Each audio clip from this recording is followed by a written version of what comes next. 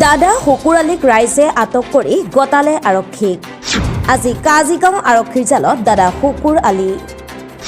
এইগৰাকী দাদা শুকুৰ আলী দাদাই হৈছে বিটিআৰ কোকৰাঝাৰ জিলাৰ পৰ্বতজোৰাৰ মদাতি VCDCৰ চেয়াৰমেন। শুকুৰ আলী দাদাই বিভিন্নজনক বিভিন্ন কাম দিয়াৰ নামত লৈছিল ধন। দাদাক আজি মদাতি VCDCৰ পুৰুষ মহিলাই এনেদৰে আটক কৰি গতালে কাজিগাঁও আৰক্ষী থানাৰ আৰক্ষীক।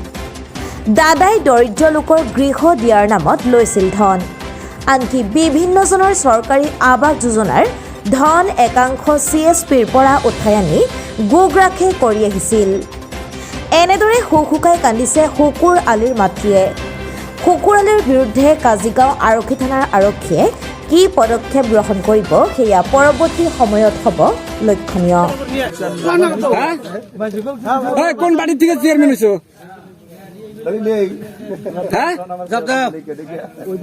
কথা কষ্ট করে না থুক দিতে তোর দাঁত লাগাই দিমু। কোন বাড়ির থেকে চেয়ারম্যান হইছিস তাই ক? কোন বাড়ির নাম ক? বিজেপির থেকে। তোর বিজেপির থেকে অর্ডার দিছে হিমন্ত বিশ্ব শর্মা, তাহলে তুই টাকা খাইলি কেন?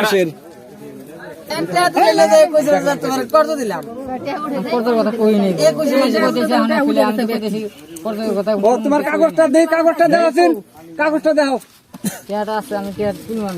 তুলো বাদ দে, তুই দিয়ে দেবে।